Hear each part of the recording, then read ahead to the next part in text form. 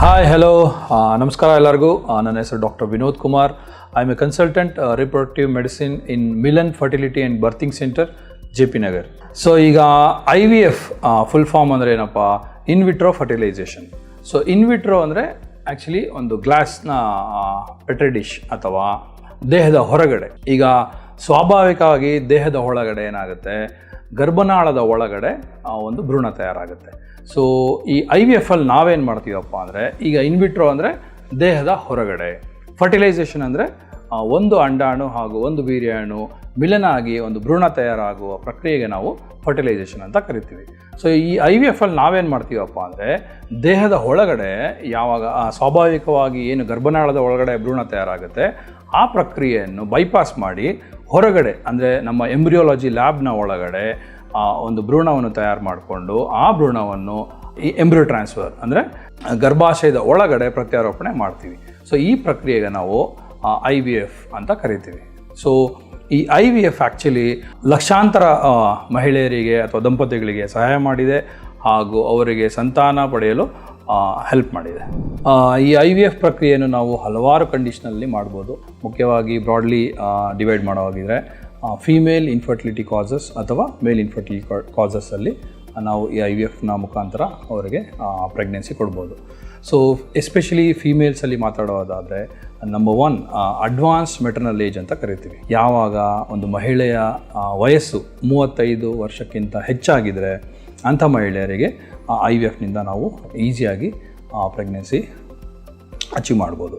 So ಮಹಿಳೆಯರಲ್ಲಿ ಬೇರೆ ಬೇರೆ ಕಾಸಸ್ ಇರುತ್ತೆ. ಎಕ್ಸಾಂಪಲ್ಲು ಓವಲೇಟರಿ ಡಿಸ್ಫಂಕ್ಷನ್ ಅಥವಾ ಎಕ್ಸಾಂಪಲ್ ಅಂಡಾಣುಗಳು ಕಡಿಮೆ ಇರುತ್ತೆ, ಪೂರ್ ಓವೇರಿಯನ್ ರಿಸರ್ವ್ ಅಂತ ಕರಿತೀವಿ. ಸೊ ಅಂತಹ ದಂಪತಿಗಳಿಗೆ ಅಥವಾ ಅಂತಹ ಮಹಿಳೆಯರಿಗೆ IVFನಿಂದ ಪ್ರೆಗ್ನೆನ್ಸಿ ಕೊಡ್ಬೋದು. ಸೊ ಮೇಲ್ ಇನ್ಫರ್ಟಿಲಿಟಿ ಕಾಸಸ್ನಲ್ಲೂ ಕೂಡ IVF ಅಥವಾ ಅಡ್ವಾನ್ಸ್ ಟೆಕ್ನಾಲಜಿ ಒಂದು ಬಂದಿದೆ, ICSI ಅಂತ ಕರಿತೀವಿ ನಾವು, ಇಂಟ್ರಾ ಸೈಟೋಪ್ಲಾಸ್ಮಿಕ್ ಸ್ಪಾಮ್ ಇಂಜೆಕ್ಷನ್ ಅಂತ. ಸೊ ಇವೆರಡನ್ನು ಯೂಸ್ ಮಾಡಿಕೊಂಡು ಹಲವಾರು ದಂಪತಿಗಳಿಗೆ ನಾವು ಪ್ರೆಗ್ನೆನ್ಸಿ ಅಚೀವ್ ಮಾಡ್ಬೋದು. ಎಕ್ಸಾಂಪಲ್ ಫ್ಯೂ ಮೇಲ್ಸಲ್ಲಿ ಈ ಸ್ಪಾಮ್, ಈಗ ಸೆಮೆನ್ ಅನಾಲಿಸಿಸ್ ಮಾಡಿಸಿದಾಗ ನಾವು ಸ್ಪಾಮ್ ಕೌಂಟ್ನ ನೋಡ್ತೀವಿ. ಈ ಸ್ಪಾಮ್ ಕೌಂಟು ನಾರ್ಮಲ್ ಆಗಿ 15 ಮಿಲಿಯನ್ ಆ್ಯಂಡ್ ಅಬೋವ್ ಇರಬೇಕು. ಸೊ ಆವಾಗ ಅದು ನಾರ್ಮಲ್ ಅಂತ ಹೇಳ್ತೀವಿ. ಯಾವಾಗ sperm counts less than 15 million ಇರುತ್ತೆ ಅಂಥ ಕಂಡೀಷನ್ಗೆ ನಾವು ಆಲಿಗೋಸ್ಪರ್ಮಿಯಾ ಅಂತ ಕರಿತೀವಿ. ಸೊ ಅಥವಾ ಕೆಲವು ಪೇಷಂಟ್ಸ್ನಲ್ಲಿ ಸ್ಪರ್ಮ್ ಮೂಮೆಂಟ್ ಅಥವಾ ಮೊಟಿಲಿಟಿ ಚಲನಾಶಕ್ತಿ ಕಡಿಮೆ ಇರುತ್ತೆ. ಸೊ ಅಂಥ ಕಂಡೀಷನ್ಗೆ ನಾವು ಅಸ್ಥಿನೋಸ್ಪರ್ಮಿಯಾ ಅಂತ ಕರಿತೀವಿ. ಅಥವಾ ಕೆಲವು ಕಂಡೀಷನ್ಸ್ನಲ್ಲಿ ಈ ಮಾರ್ಫಾಲಜಿ ಅಥವಾ ರಚನೆ ಅಂತ ಏನು ಕರಿತೀವಿ ಕನ್ನಡದಲ್ಲಿ, ಅಂಥ ರಚನೆ ಅಬ್ನಾರ್ಮಾಲಿಟೀಸ್ ಇದ್ದಾಗಲೂ ಕೂಡ ನಾವು IVFನ ಬಳಸ್ಕೊಂಡು ಅಂತಹ ದಂಪತಿಗಳಿಗೆ, ಅಂತಹ ಪೇಷಂಟ್ ಕಂಡೀಷನ್ಸ್ಗೆ ನಾವು ಟ್ರೀಟ್ಮೆಂಟ್ನ ಕೊಡ್ಬೋದು. ಸೊ ಇದಲ್ಲದೆ ಕೆಲವೊಮ್ಮೆ ಈಗ ಅನ್ಎಕ್ಸ್ಪ್ಲೈನ್ಡ್ ಇನ್ಫರ್ಟಿಲಿಟಿ ಅಂತ ಕೆಲವು ಕಂಡೀಷನ್ ಇರುತ್ತೆ. So what is unexplained infertility? ನಾವು ಯಾವಾಗ ಬೇಸಿಕ್ ಟೆಸ್ಟ್ಗಳನ್ನೆಲ್ಲ ಮಾಡಿರ್ತೀವಿ ದಂಪತಿಗಳಿಗೆ, ಯಾವುದೂ ಒಂದು ಕಾರಣ ನಮಗೆ ಕಂಡುಹಿಡಿಯೋಕ್ಕೆ ಆಗ್ತಾ ಇರಲ್ಲ, ಎಲ್ಲ ರಿಪೋರ್ಟ್ಸ್ ಕೂಡ ನಾರ್ಮಲ್ ಇರುತ್ತೆ, ಅಂಥ ಕಂಡೀಷನ್ನ ನಾವು ಅನ್ಎಕ್ಸ್ಪ್ಲೈನ್ಡ್ ಇನ್ಫರ್ಟಿಲಿಟಿ ಅಂತ ಕರಿತೀವಿ. So even in fact unexplained infertility condition ಇರುವಂತಹ ದಂಪತಿಗಳಿಗೂ ಕೂಡ ನಾವು IVFನ ಬಳಸ್ಕೊಂಡು ಪ್ರೆಗ್ನೆನ್ಸಿ ಅಚೀವ್ ಮಾಡ್ಬೋದು. ಇನ್ನೂ ಮಾತಾಡಬೇಕು ಅಂದರೆ ಕೆಲವು ಕಂಡೀಷನ್ಸ್, ಎಕ್ಸಾಂಪಲ್ ನೀವು ಕೇಳಿರ್ತೀರ ಒಂದು ದಂಪತಿಗೆ ಜೆನೆಟಿಕ್ ಕಂಡೀಷನ್ ಅಥವಾ ಜೆನೆಟಿಕ್ ಡಿಸೀಸ್ ಇರುತ್ತೆ ಅಂತ. ಸೊ ಅಂತಹ ಜೆನೆಟಿಕ್ ಡಿಸಾರ್ಡರ್ ಇರುವಂತಹ ದಂಪತಿಗಳಲ್ಲಿ ಕೆಲವು ಟೆಸ್ಟ್ಗಳನ್ನು ಮಾಡಿ IVFನ ಮುಖಾಂತರ ಎಕ್ಸಾಂಪಲ್ ಈಗ ಭ್ರೂಣ ತಯಾರಾದ ಮೇಲೆ ಆ ಭ್ರೂಣವನ್ನು ನಾವು ಜೆನೆಟಿಕ್ ಲ್ಯಾಬ್ರೇಟ್ರಿಗೆ ಕಳಿಸ್ಬೋದು. ಅಥವಾ ಭ್ರೂಣನ ಬಯಾಪ್ಸಿ ಮಾಡ್ತೀವಿ, ಒಂದು ಸಣ್ಣ ಪಾರ್ಟ್ನ ನಾವು ಜೆನೆಟಿಕ್ ಲ್ಯಾಬ್ರೇಟ್ರಿಗೆ ಕಳಿಸ್ಕೊಡ್ತೀವಿ. ಸೊ ಅನಾಲಿಸಿಸ್ ಮಾಡಿ ಈ ಭ್ರೂಣದ ಜೆನೆಟಿಕ್ ಅಬ್ನಾರ್ಮಾಲಿಟಿ ಇದೆಯಾ ಇಲ್ವಾ ಅಂತ ತಿಳ್ಕೊಂಡು ಆಮೇಲೆ ನಾವು ಅದನ್ನು ಪ್ರತ್ಯಾರೋಪಣೆ ಮಾಡ್ಬೋದು. ಇದನ್ನು ನಾವು IVF ಅಥವಾ ಪ್ಲಸ್ PGT ಅಂತ ಕರಿತೀವಿ, ಪ್ರೀ ಇಂಪ್ಲಾಂಟೇಷನ್ ಜೆನೆಟಿಕ್ ಟೆಸ್ಟಿಂಗ್ ಅಂತ. ಅಂದರೆ ಭ್ರೂಣ ಪ್ರತ್ಯಾರೋಪಣೆ ಮಾಡೋಕ್ಕಿಂತ ಮುಂಚೆನೇ ನಾವು ಈ ಭ್ರೂಣ ನಾರ್ಮಲ್ ಜೆನೆಟಿಕ್ ಕಂಟೆಂಟ್ ಇದೆಯಾ ಇಲ್ವಾ ಅಂತ ಡಿಟೆಕ್ಟ್ ಮಾಡಿ ಆಮೇಲೆ ನಾವು ಟ್ರಾನ್ಸ್ಫರ್ ಮಾಡ್ಬೋದು. ಸೊ ಹೀಗೆ ಹಲವಾರು ಕಂಡೀಷನ್ಸ್ನಲ್ಲಿ ನಾವು IVFನ ಮಾಡ್ಬೋದು. ಮುಖ್ಯವಾದ್ದು ನಾನು ಈಗ ಎಕ್ಸ್ಪ್ಲೈನ್ ಮಾಡೋದಲ್ಲ, ಕೆಲವೊಂದು ಕಂಡೀಷನ್ಸ್ನ ನಾವು ಯೂಸ್ ಮಾಡ್ಬೋದು. ಸೊ ಈಗ IVF ಅಂತ ನಾನು ಏನು ಹೇಳಿದೆ ಆಗಲೇ, ಅದರಲ್ಲಿ ಹಲವಾರು ಸ್ಟೆಪ್ಸ್ ಇರುತ್ತೆ. ಸೊ ಒಂದೊಂದಾಗಿ ನಾನು ಹೇಳ್ತಾ ಹೋಗ್ತೀನಿ ಈಗ. ಸೊ ಇನಿಷಿಯಲಿ ಈಗ ಫಸ್ಟ್ ಕನ್ಸಲ್ಟೇಷನ್ ಮಾಡಬೇಕಾದ್ರೆ ನಾವು ಅದನ್ನು ಕನ್ಸಲ್ಟೇಷನ್ ಅಂತ ಹೇಳ್ತೀವಿ. ಸೊ ಆ ಕನ್ಸಲ್ಟೇಷನ್ನಲ್ಲಿ ನಾವು ಇಬ್ಬರು ದಂಪತಿಗಳಿಗೆ ಎಲ್ಲ ಬೇಸಿಕ್ ಟೆಸ್ಟ್ಗಳನ್ನು ಮಾಡಿಸ್ತೀವಿ. ಸೊ ಎಕ್ಸಾಂಪಲ್ ಮುಖ್ಯವಾಗಿ 3 ಟೆಸ್ಟ್ಗಳನ್ನು ಮಾಡಿಸ್ಲೇಬೇಕಾಗುತ್ತೆ. ಒಂದು ಅಲ್ಟ್ರಾಸೌಂಡ್, ಪೆಲ್ವಿಕ್ ಅಲ್ಟ್ರಾಸೌಂಡ್ ಅಂತ ಕರಿತೀವಿ. ಮಹಿಳೆಗೆ ಪೆಲ್ವಿಕ್ ಅಲ್ಟ್ರಾಸೌಂಡ್ ಮಾಡೋದ್ರಿಂದ ನಮಗೆ ಯೂಟ್ರಸ್ ಹೇಗಿದೆ, ಗರ್ಭಾಶಯ ಯಾವ ಥರ ಇದೆ, ಗರ್ಭನಾಳದಲ್ಲಿ ಏನಾದರೂ ತೊಂದರೆಗಳಿದೆಯಾ ಅಥವಾ ಈ ಅಂಡಾಶಯದಲ್ಲಿ ಏನಾದರೂ ತೊಂದರೆ ಇದೆಯಾ ಅಂತ ಗೊತ್ತಾಗುತ್ತೆ. ಅದಾದಮೇಲೆ ಕೆಲವು ಬ್ಲಡ್ ಟೆಸ್ಟ್ನ ಮಾಡಬೇಕಾಗುತ್ತೆ. ಇಬ್ಬರಿಗೂ ದಂಪತಿಗಳಿಗೆ, ಹಸ್ಬೆಂಡ್ ಆ್ಯಂಡ್ ವೈಫ್ಗೆ ಕೆಲವು ಬ್ಲಡ್ ಟೆಸ್ಟ್ ಮಾಡ್ತೀವಿ, hormone blood test, also infective profile blood ಟೆಸ್ಟ್ನ ಮಾಡಬೇಕಾಗುತ್ತೆ. ಅದಾದಮೇಲೆ ಹಸ್ಬೆಂಡ್ಗೆ ಒಂದು ಸಿಮೆನ್ ಅನಾಲಿಸಿಸ್ ಅಂತ ಒಂದು ಬೇಸಿಕ್ ಟೆಸ್ಟ್ ಮಾಡಿಸ್ತೀವಿ. ಸೊ ಈ 3 ಇಂಪಾರ್ಟೆಂಟ್ ಟೆಸ್ಟ್ನ ಮಾಡೋದ್ರಿಂದ ಪ್ರಾಬ್ಲಮ್ ಎಲ್ಲಿದೆ ಅಂತ ಕಂಡುಬಿಡುತ್ತೆ. ಸೊ ಪ್ರಾಬ್ಲಮ್ ಎಲ್ಲಿ ಅಂತ ಕಂಡು ಬಂದಮೇಲೆ ನೆಕ್ಸ್ಟ್ ಸ್ಟೆಪ್ನ ನಾವು ಮಾಡ್ತೀವಿ. So if you are doing I V ಎಫ್ನಲ್ಲಿ ಫಸ್ಟ್ ಪ್ರಕ್ರಿಯೆ ಈ ಓವೇರಿಯನ್ ಸ್ಟಿಮ್ಯುಲೇಷನ್ ಅಂತ ಕರಿತೀವಿ. ಸೊ ಮಹಿಳೆಯಲ್ಲಿ ನಾವೇನು ಮಾಡ್ತೀವಿ, ಹಲವಾರು ಹಾರ್ಮೋನ್ ಇಂಜೆಕ್ಷನ್ಸ್ನ ಕೊಡಬೇಕಾಗತ್ತೆ. ಡೈಲಿ ಬೇಸಿಸ್ನಲ್ಲಿ ಒಂದು ಸಣ್ಣ ಇಂಜೆಕ್ಷನ್ಸ್ ಕೊಡ್ತೀವಿ. ಆ ಇಂಜೆಕ್ಷನ್ ಕೊಡೋದ್ರಿಂದ ಅಂಡಾಶಯದಲ್ಲಿ ಅಂಡಾಣುವಿನ ಸೈಜು ದೊಡ್ಡದಾಗ್ತಾ ಹೋಗುತ್ತೆ. ಸೊ ಒಂದು 10 ಅಥವಾ 12 ಆಪ್ಟಿಮಲಿ ನಮಗೆ ಬೇಕಾಗಿರುತ್ತೆ. ಸೊ ಡೈಲಿ ಅದನ್ನು ನಾವು ಅಲ್ಟ್ರಾಸೌಂಡ್ ಮಾಡ್ತಾ ಅಥವಾ ಕೆಲವು ಬ್ಲಡ್ ಟೆಸ್ಟ್ನ ಮಾನಿಟರ್ ಮಾಡ್ತಾ ಹೋಗ್ತೀವಿ. ಸೊ ಯಾವಾಗ ಅದು ಮೆಚುರಿಟಿ ರೀಚ್ ಆಗುತ್ತೆ, ಸೊ ಆವಾಗ ನಾವು ಒಂದು ಟ್ರಿಗರ್ ಇಂಜೆಕ್ಷನ್ಸ್ ಕೊಡ್ತೀವಿ. ಸೊ ಆ ಟ್ರಿಗರ್ ಇಂಜೆಕ್ಷನ್ ಆದಮೇಲೆ ಎಗ್ ರಿಟ್ರೀವಲ್ ಪ್ರೊಸೀಜರ್ನ ಪೋಸ್ಟ್ ಮಾಡ್ತೀವಿ. ಸೊ ಈಗ ಎಗ್ ರಿಟ್ರೀವಲ್ ಅಂದರೆ ಅದನ್ನು ನಾವು ಮೆಡಿಕಲಿ OPU ಅಂತಲೂ ಕರಿತೀವಿ. OPU ಅಂದರೆ ಓವಮ್ ಪಿಕಪ್. ಇದೊಂದು ಸಣ್ಣ ಸರ್ಜಿಕಲ್ ಪ್ರೊಸೀಜರು. ಇದರಲ್ಲಿ ನಾವೇನು ಮಾಡ್ತೀವಿ, ಯಾವುದೇ ತರಹದ ಅಬ್ಡಮೆನ್ ಮೇಲೆ ಸ್ಟಿಚ್ ಇರಲ್ಲ ಅಥವಾ ಕಟ್ ಮಾಡಲ್ಲ. Only using ultrasound and ultrasound probe. ಈಗ ಅಲ್ಟ್ರಾಸೌಂಡ್ ಮಾಡುವಾಗ, ಪೆಲ್ವಿಕ್ ಅಲ್ಟ್ರಾಸೌಂಡ್ ಮಾಡುವಾಗ ಒಂದು ಪ್ರೋಬ್ ಏನಿರುತ್ತೆ, ಪ್ಲಾಸ್ಟಿಕ್ ಪ್ರೋಬ್, ಅದ್ರ ಜೊತೆಗೆ ಒಂದು ಸಣ್ಣ ನೀಡಲ್ ಹೋಗುತ್ತೆ ಹೊಟ್ಟೆ ಒಳಗಡೆಗೆ. ಆಮೇಲೆ ಅಂಡಾಶಯದಲ್ಲಿ ಯಾವ್ಯಾವ ಅಂಡಾಣು ಇರುತ್ತೆ ಆ ಅಂಡಾಣುವನ್ನು ನಾವು ಫ್ಲೂಯಿಡ್ನ ಸಕ್ ಮಾಡ್ತೀವಿ. ಸೊ ಒಂದು ಟೆಸ್ಟ್ ಟ್ಯೂಬ್ನಲ್ಲಿ ಕಲೆಕ್ಟ್ ಆಗುತ್ತೆ. ಅದಾದಮೇಲೆ ಅದನ್ನು ನಾವು ಎಂಬ್ರಿಯಾಲಜಿ ಲ್ಯಾಬ್ಗೆ ಕಳಿಸ್ಕೊಡ್ತೀವಿ. ಸೊ ಎಂಬ್ರಿಯಾಲಜಿ ಲ್ಯಾಬ್ನಲ್ಲಿ ನಮ್ಮ ಎಂಬ್ರಿಯಾಲಜಿಸ್ಟು ಮೈಕ್ರೋಸ್ಕೋಪ್ ಯೂಸ್ ಮಾಡ್ತಾ ಈ ಫ್ಲೂಯಿಡ್ ಏನು ಬಂದಿರುತ್ತೆ ಅದನ್ನು ಎಕ್ಸಾಮಿನ್ ಮಾಡ್ತಾರೆ. ಅದರ ಒಳಗಡೆ ನಮಗೆ ಹಲವಾರು ಅಂಡಾಣು ಕಾಣಿಸುತ್ತೆ. ಸೊ ಆ ಅಂಡಾಣುವಿನ ಸಪ್ರೇಟ್ ಮಾಡಿಕೊಂಡು ಅದಾದಮೇಲೆ next step sperms collection. So ಈಗ ಹಸ್ಬೆಂಡು ಅದೇ ದಿನ, ಯಾವ ದಿನ ವೈಫ್ಗೆ ನಾವು OPU ಅಥವಾ ಎಗ್ ರಿಟ್ರೀವಲ್ ಮಾಡಿರ್ತೀವಿ ಅದೇ ದಿನ ಅವರು ಸೆಮೆನ್ನ ಕೊಡಬೇಕಾಗತ್ತೆ. ಸೊ ಅದನ್ನು ಪ್ರೊಸೆಸ್ ಮಾಡಿ ಸ್ಪರ್ಮ್ಸ್ನ ಸಪ್ರೇಟ್ ಮಾಡ್ಕೋತಾರೆ. So the next step is very important step. ಈಗ IVFನಲ್ಲಿ ನಾವೇನು ಮಾಡ್ತೀವಿ, ಒಂದು ಡಿಶ್ನ ಒಳಗಡೆ ಈ ಅಂಡಾಣು ಮತ್ತು ಈ ವೀರ್ಯಾಣುವನ್ನು ಬೆರಕೆ ಮಾಡಿ ಮಿಲನ ಆಗಲಿಕ್ಕೆ ಬಿಡ್ತೀವಿ. ಸೊ ಆ ಪ್ರಕ್ರಿಯೆಗೆ ನಾವು ಫರ್ಟಿಲೈಸೇಷನ್ ಅಂತ ಕರಿತೀವಿ. ಸೊ ಅದಾದಮೇಲೆ ಒಂದು 2 to 3 ಡೇಸ್ ಆದಮೇಲೆ ಅದನ್ನು ಎಕ್ಸಾಮಿನ್ ಮಾಡ್ತೀವಿ. ಸೊ ಎಂಬ್ರಿಯೋಸ್ ಆಗಿರುತ್ತೆ, ಅಂದರೆ ಕನ್ನಡದಲ್ಲಿ ಹೇಳಬೇಕು ಅಂದರೆ ಭ್ರೂಣ ತಯಾರಾಗಿರುತ್ತೆ. ಆ ಭ್ರೂಣವನ್ನು ನಾವು ಫ್ರೀಸಿಂಗ್ಗೆ ಸಜೆಸ್ಟ್ ಮಾಡ್ತೀವಿ. ಓಕೆ. ಅದರ್ವೈಸ್ ಕೆಲವೊಂದು ಪೇಷಂಟಲ್ಲಿ ನಾನು ಆಗಲೇ ಹೇಳ್ದಂಗೆ, ಎಕ್ಸಾಂಪಲ್ ಅಜೋಸ್ಪರ್ಮಿಯಾ, 0 ಸ್ಪರ್ಮ್ಸ್ ಇರುತ್ತೆ, ಅಥವಾ ಆಲಿಗೋಸ್ಪರ್ಮಿಯಾ, ತುಂಬ ಕಡಿಮೆ ಸ್ಪರ್ಮ್ ಕೌಂಟ್ ಇರುವಂಥ ಪೇಷಂಟ್ಸ್ಗೆ ಇಕ್ಸಿ ಮಾಡಬೇಕಾಗುತ್ತೆ.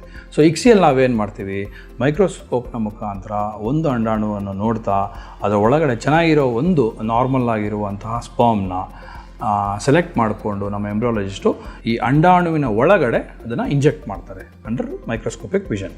ಸೊ ಈ ಪ್ರಕ್ರಿಯೆಗೆ ನಾವು ಇಕ್ಸಿ ಅಂತ ಕರಿತೀವಿ. ಸೊ ಅದಾದಮೇಲೆ ಅದು 3 to 5 ಡೇಸಲ್ಲಿ ಭ್ರೂಣ ತಯಾರಾಗುತ್ತೆ. ಆ ಭ್ರೂಣನ ನಾವು ಫ್ರೆಶ್ ಎಂಬ್ರಿಯೋ ಟ್ರಾನ್ಸ್ಫರ್ ಆಗಿದ್ದರೆ ಆಗಲೇ ಎಂಬ್ರಿಯೋ ಟ್ರಾನ್ಸ್ಫರು ಮಾಡ್ಬೋದು, ಅಥವಾ ಫ್ರೀಸಿಂಗಲ್ಲಿ ಸ್ಟೋರೇಜ್ ಮಾಡ್ಬೋದು. ಬೇಸಿಕ್ಕಾಗಿ ಈ ಪ್ರಕ್ರಿಯೆಗಳು ನಾನೇನು ಹೇಳಿದೆ, ಇದು ಸ್ಟೆಪ್ ಬೈ ಸ್ಟೆಪ್ ಮಾಡ್ತಾ ಹೋಗ್ತೀವಿ. ಸೊ ಈಗೇನು ಫ್ರೀಸಿಂಗ್ ಆಗಿರುತ್ತೆ ಆ ಭ್ರೂಣನ ಒಂದು ತಿಂಗಳು ಅಥವಾ 2 ತಿಂಗಳು ಆದಮೇಲೆ ನಾವು ಹೊರಗಡೆ ತೆಗೆಯೋದನ್ನು ನಾವು ಥಾಯಿಂಗ್ ಅಂತ ಕರಿತೀವಿ. ಯೂಶಲಿ ನಾವು ಈ ಭ್ರೂಣವನ್ನು ನಾವು ಫ್ರೀಸಿಂಗ್ ಮಾಡುವಾಗ -196 ಡಿಗ್ರೀಸಲ್ಲಿ ಸ್ಟೋರ್ ಮಾಡಿಟ್ಟಿರ್ತೀವಿ. ಸೊ ದಂಪತಿಗಳು ಒಂದು ತಿಂಗಳು ಅಥವಾ 2 ತಿಂಗಳು, ಸೊ ಒಂದು ಸರ್ಟನ್ ಕಂಡೀಷನ್ಸ್ನಲ್ಲಿ ಇನ್ನೂ ತುಂಬಾ ಟೈಮ್ ಬೇಕಾಗುತ್ತೆ. ಸೊ ವಾಪಸ್ ಬಂದಮೇಲೆ ಅದನ್ನು ಹೊರಗಡೆ ತೆಗಿತೀವಿ. ಸೊ ಎಂಬ್ರಿಯೋಸ್ನ ಹೊರಗಡೆ ತೆಗೆಯೋದನ್ನು ಥಾಯಿಂಗ್ ಪ್ರೊಸೀಜರ್ ಅಂತ ಕರಿತೀವಿ. ಸೊ ಈ ಮಾಡಿರೋ ಎಂಬ್ರಿಯೋಸ್ನ ನಾವು ಈಗ ಎಂಬ್ರಿಯೋ ಟ್ರಾನ್ಸ್ಫರ್ ಮಾಡಬೇಕಾದ್ರೆ ಅದನ್ನು ಸೆಲೆಕ್ಟ್ ಮಾಡಿಕೊಂಡು 2 ಅಥವಾ 3 ಒಳ್ಳೆ ಕ್ವಾಲಿಟಿ ಇರುವಂಥ ಬ್ಲಾಸ್ಟೋಸಿಸ್ಟ್ ಅಥವಾ 3ನೇ ದಿನದ ಭ್ರೂಣನ ಸೆಲೆಕ್ಟ್ ಮಾಡಿ ಗರ್ಭಾಶಯದೊಳಗಡೆ ಟ್ರಾನ್ಸ್ಫರ್ ಮಾಡ್ತೀವಿ. ಸೊ ಅದನ್ನು ಎಂಬ್ರಿಯೋ ಟ್ರಾನ್ಸ್ಫರ್ ಅಂತ ಕರಿತೀವಿ. ಈ ಎಂಬ್ರಿಯೋ ಟ್ರಾನ್ಸ್ಫರ್ ಆದಮೇಲೆ ಯೂಶಲಿ 2 ವಾರ ಅಂದರೆ 14 ದಿನದಿಂದ 15 ದಿನಕ್ಕೆ ನಾವು ಪ್ರೆಗ್ನೆನ್ಸಿ ಟೆಸ್ಟ್ ಮಾಡಿಸ್ತೀವಿ. ಓಕೆ.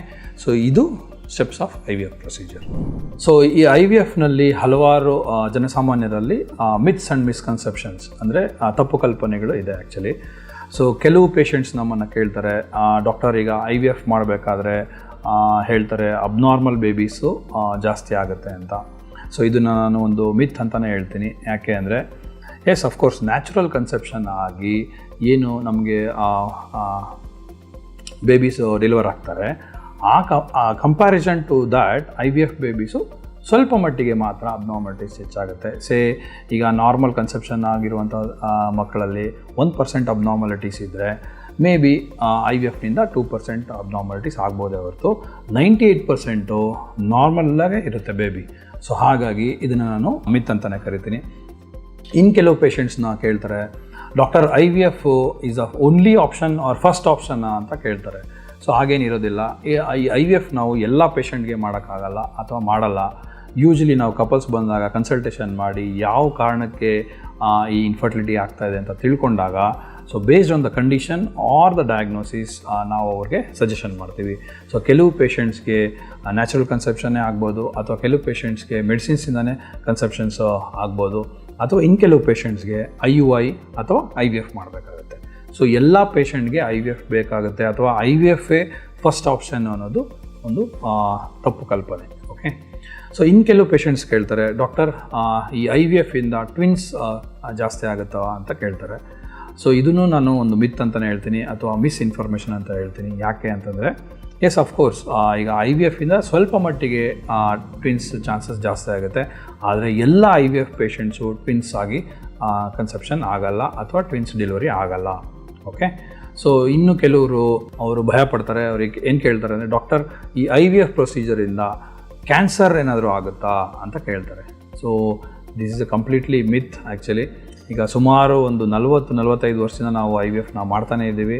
ಸೊ ಯಾವುದೇ ಸ್ಟಡಿ ಆ ಥರ ನಮಗೆ ಕಂಡು ಬಂದಿಲ್ಲ. ಹಾಗೂ ಈ IVF ಮಾಡೋದ್ರಿಂದ ಡೈರೆಕ್ಟಾಗಿ ಕ್ಯಾನ್ಸರ್ ಆಗುತ್ತೆ ಅನ್ನೋದು ಒಂದು ತಪ್ಪು ಕಲ್ಪನೆ. ಓಕೆ.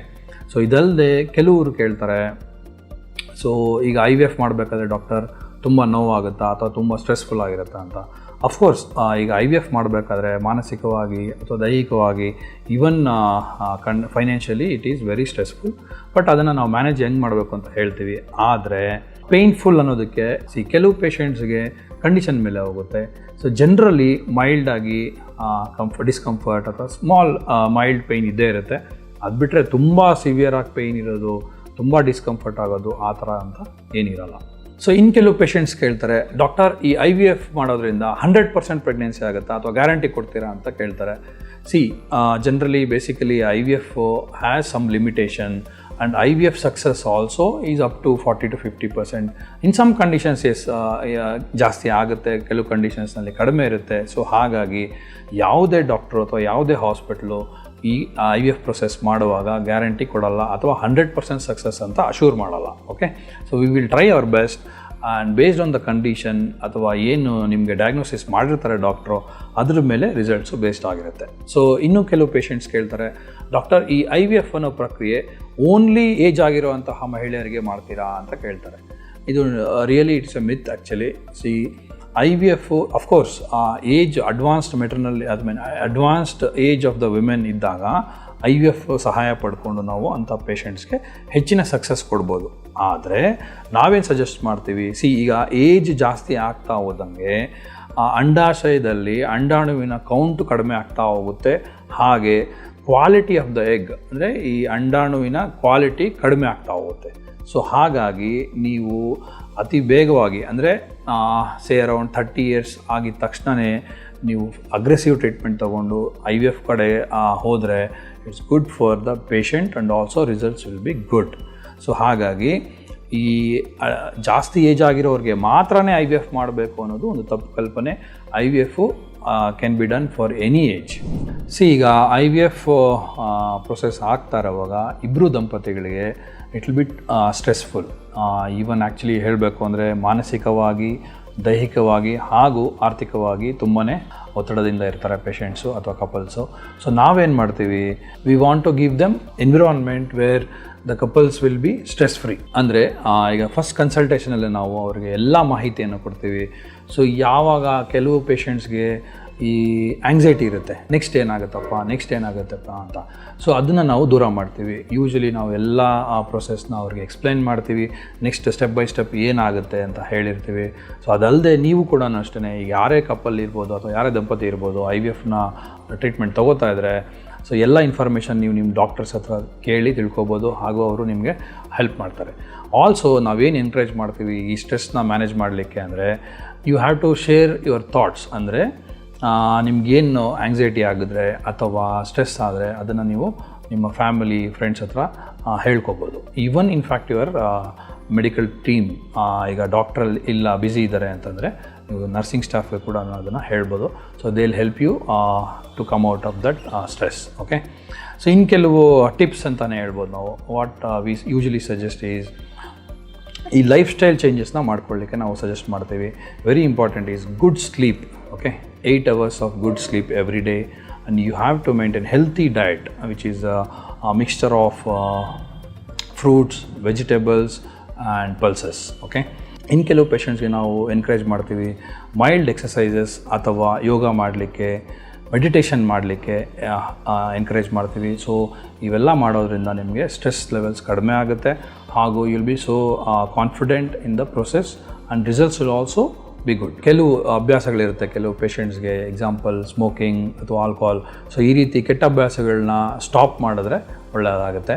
ಹಾಗೂ educating yourself, like example what is the next process. So ಕಂಪ್ಲೀಟಾಗಿ ಅದ್ರ ಬಗ್ಗೆ ತಿಳುವಳಿಕೆ ಇದ್ದರೆ ನಿಮಗೆ ಸ್ಟ್ರೆಸ್ ಆಗಲ್ಲ ಅಥವಾ ಆಂಗ್ಸೈಟಿ ಆಗಲ್ಲ. ಓಕೆ, ಇನ್ನು ಕೆಲವು ಪೇಷಂಟ್ಗೆ ನಾವೇನು ಎನ್ಕರೇಜ್ ಮಾಡ್ತೀವಪ್ಪ ಅಂದರೆ, ನಿಮ್ಮ ಎಕ್ಸಾಂಪಲ್ ನೀವೊಂದು ಆಕ್ಯುಪೇಷನಲ್ಲಿ ಇರ್ತೀರ, ಆ ಆಕ್ಯುಪೇಷನಿಂದ ನಿಮಗೆ ಸ್ಟ್ರೆಸ್ ಆಗ್ತಾಯಿದೆ ಅಂದರೆ ನಾವು ನಿಮಗೆ ಅದ್ರಲ್ಲಿ ಬ್ರೇಕ್ ತೊಗೊಳ್ಳಿ ಅಂತ ಸಜೆಸ್ಟ್ ಮಾಡ್ತೀವಿ. So around 3 to 4 months of leave ಹಾಕಿ ಮನೇಲಿ ಇರ್ಬೋದು. ಅಥವಾ ಕೆಲವು ಪೇಷಂಟ್ಸ್ಗೆ ತುಂಬಾ ಎಕ್ಸ್ಪೆಕ್ಟೇಷನ್ ಇರುತ್ತೆ. ಎವ್ರಿಬಡಿ, ಈಗ ಎಲ್ಲ ಪೇಷಂಟ್ಸು IVF ಟ್ರೀಟ್ಮೆಂಟ್ ತೊಗೊತಾರೆ, ಅವ್ರಿಗೆ ನಮ್ಮ ಟ್ರೀಟ್ಮೆಂಟು ಸಕ್ಸಸ್ ಆಗಲಿ ಅನ್ನೋದೇ ಅವ್ರಿಗೆ ಆಶಯ ಇರುತ್ತೆ. ಆದರೆ realistically you have to keep expectations to reality. So ಎಲ್ಲ ಪೇಷಂಟು ಸಕ್ಸಸ್ ಆಗಲ್ಲ, ಹಾಗೂ ಎಲ್ಲ ಪೇಷಂಟ್ಸ್ಗೂ ಡೆಲಿವರಿ ಆಗಲ್ಲ. ಅಂದರೆ ಕೆಲವು ಪೇಷಂಟ್ಸ್ನಲ್ಲಿ ರಿಪೀಟೆಡಾಗಿ ಮಾಡಬೇಕಾಗ್ಬೋದು.